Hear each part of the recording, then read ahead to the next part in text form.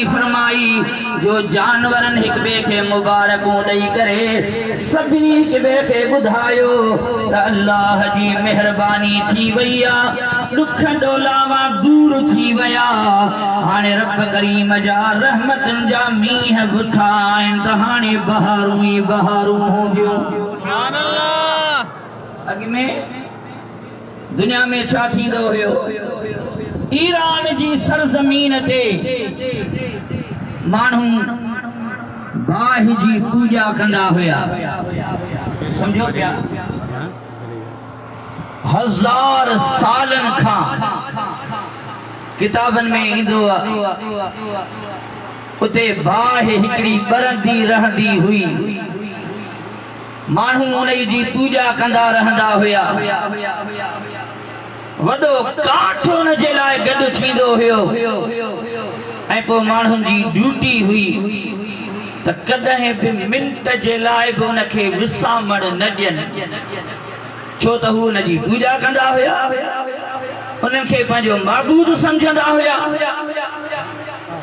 पोइ जंहिं राति न अम्मा आमिना साइण जो लाल आयो हाणे नबूवत जो ऐलान त थियो 40 सालनि जी उमिरि में समझो था पर जॾहिं हबीब करीम सल्लल्लाहु अलैहि वसल्लम जिन दुनिया जहान में कदम मुबारक रखियो उन रात में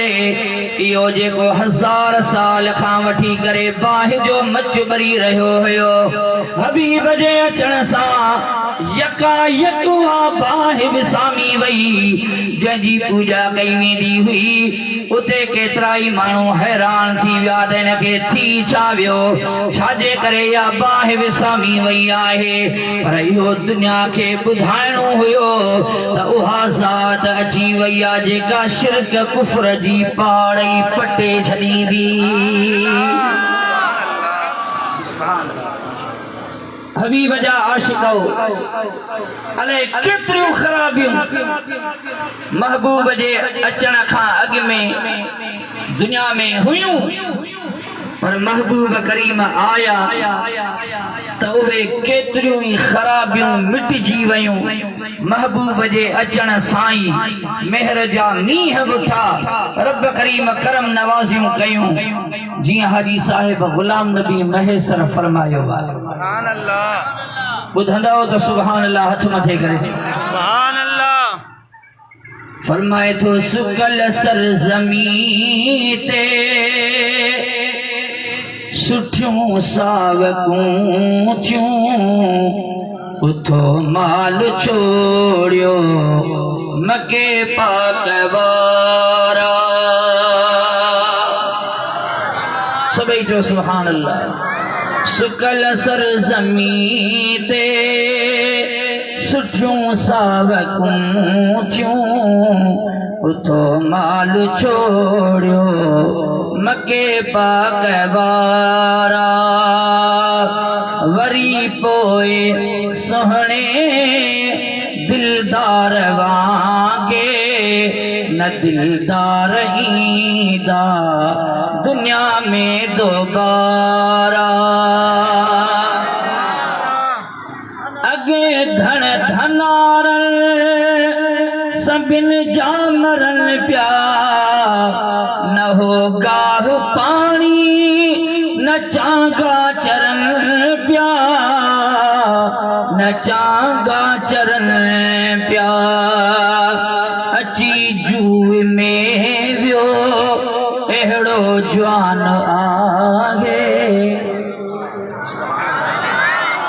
अची जूए में वियो अहिड़ो जवान आहे मिठा मिंट में थिया खटा खूह खारा सुकल सरज़मीं ते सुठियूं सावकूं थियूं उथो माल छोड़ियो मके पाक वारा हबीब करीम सल्लल्लाहु अलैहि वसल्लम जे अचण सां एतरी रब करीम मेहरबानी फरमाई ऐं महबूब जे अचण खां अॻु में सालन जा साल कॾहिं इहे रहमतुनि जा मींहं रुकिजी वेंदा हुया। हज़रत ख़ब्बाब बिन अरत रज़ियल्लाहु ताला अन्हु तो फरमाए हिकिड़े भेरे मां नबी करीम सल्लल्लाहु अलैहि वसल्लम जी बारगाह में रात जे टाइम ते अची करे हाज़िर थियुसि। ॾिसां त अल्लाह जा महबूब नमाज में बीठा आहिनि। रात जो टाइम हुयो, महबूब नमाज में हुया। मैं सच ॿुधायांव न, जरूर अल्लाह जो शुक्र जो ही ख़र्च थियनि था, ख़ैर ख़ैरातूं कयूं था, इहा भी ईमान जी निशानी आहे। मदीने वारे साईं सां मोहब्बत जी हिकिड़ी निशानी, समझो पिया। पर महबूब जेके हिन उम्मत सां एहसान कया, मुसलमान भाउ कॾहिं उहे बि यादि